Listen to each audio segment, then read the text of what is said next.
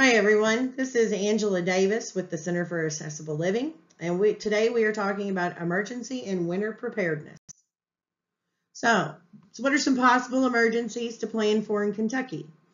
Severe weather such as tornadoes, blizzards, ice storms, severe thunderstorms and floods, pandemics such as we have seen with COVID-19, power outages, and food shortages. So the first step in planning is to think about how are you going to communicate? How and what are you going to do if you have to evacuate? Or what are you going to do if you're going to shelter in place? You should gather emergency supplies and secure your important documents. A good rule of thumb is to keep important paper documents such as birth certificates, car titles, etc. in a box or a container, anything that you can easily grab and take with you if needed. A bonus to this is you will always know where you keep those important documents. Make a plan for how you and your family will communicate. Is there one person that will be responsible for reaching out to other family members? If you have to leave your home, where will you go? Hotels are not always an option due to cost, so is there another family member that you can stay with? Create that plan ahead of time so that if the situation occurs, you know what you're doing. The next step is to take action. Gather supplies ahead of time within your family's ability. Get extra non-perishable food items such as canned food and clean water.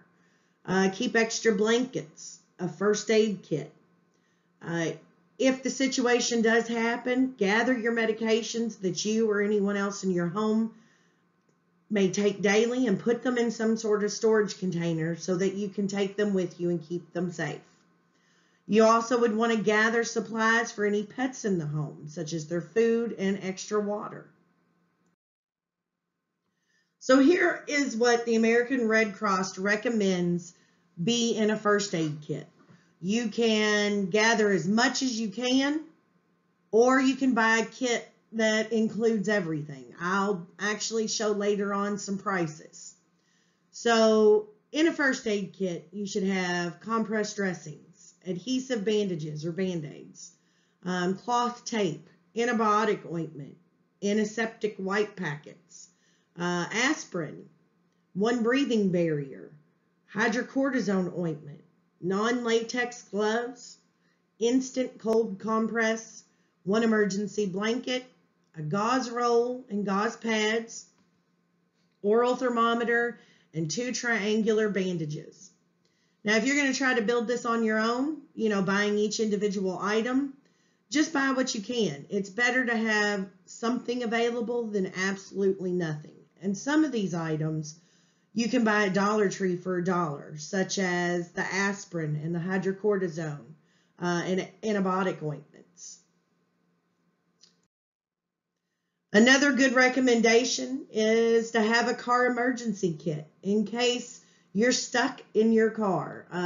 If you try to leave and something happens and you're stuck in your car, or you're out and an emergency happens and you're stuck in your car, having these items in your car at all times will help keep you safer. So the first one is a properly inflated spare tire, a wrench and a tripod jack and jumper cables, a small tool kit or a multi-purpose utility tool. That's actually what we use most of the time, is just a multi-purpose tool. Reflective triangles and brightly colored cloth to make your vehicle more visible. A compass, flashlight, car charger for your cell phone. The first aid kit, which we've already talked about. Non-perishable high-energy foods, unsalted nuts, dried fruits, hard candy. Drinking water we've also talked about. You can't ever have too much of it. A fire extinguisher, duct tape, a rain poncho. Additional items for cold weather can include a snow brush, shovel, windshield washer fluid, warm clothing, cat litter for traction, and blankets. So some of these, even to me, they seem a little bit excessive, such as a fire extinguisher. I know that the National Safety Council recommends that these items be kept, but fire extinguishers can be pretty expensive. I doubt that even I personally would go and buy one. But if you're able to, then you definitely should. The same rule applies with this. It's better to have some of these items than absolutely none of them. So, here's a way that you can, if you're financially able, you can prepare your home for the winter by doing the following. Insulate any water lines that run along your outer walls so that your water supply will be less likely to freeze. Caulk and weather strip doors and windows. Insulate walls and attic. Install storm or thermal pane windows or cover windows with plastic from the inside.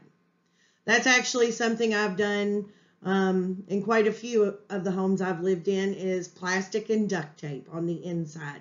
It really does make a difference in keeping the cold air out. It doesn't look the best, but it does serve a purpose. Repair roof leaks and cut away tree branches that could fall on your home. Install a smoke detector and a battery-operated carbon monoxide detector. Most homes already have these, so if they do, check your batteries. That's something a lot of people forget to do. And I know that a lot of these are probably items that many of us cannot afford to pay for. Insulating your walls in your attic is pretty expensive. Installing storm and thermal pane windows would be very expensive. But you can buy giant plastic sheets at Walmart for a couple of dollars and cut them to size to fit your window and just use duct tape to tape them up. It really can make a big difference. Caulking is also not very expensive, but you would kind of need to know what you're doing. You could always watch YouTube videos if you're pretty handy that way. That would be something that would easily be able to be done. So, where can you buy all the items that we've talked about if you want to? Walmart actually sells both an emergency car kit and a first aid kit at pretty decent prices. The emergency car kit is $29.88, and it includes everything that you see there. So that's really not bad when you're looking at everything that comes with it. They also have a first aid kit for $9.98, which also, again, isn't that bad.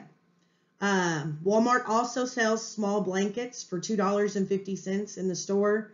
My cats really like those tight blankets, so I buy them all the time. They usually have a lot of designs. They're not as large as an adult person to cover all the way up, but they will definitely provide some protection for you and help keep you warmer. You can also buy many of these items at other stores such as Target and Home Depot and Lowe's, or you could do like I said and build your own kit by buying the items separately. Dollar Tree and Walmart sells many of these items independently on their own, so you can purchase them as you're able to, and then just put them up somewhere safe for in case of an emergency. You can always find out more information from these following websites. So the first one is the CDC.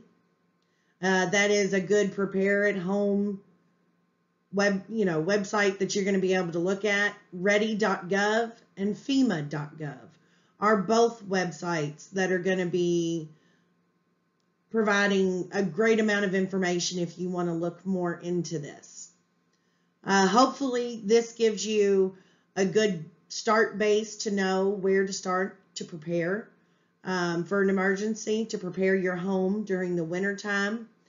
And I hope everyone takes care and stays safe.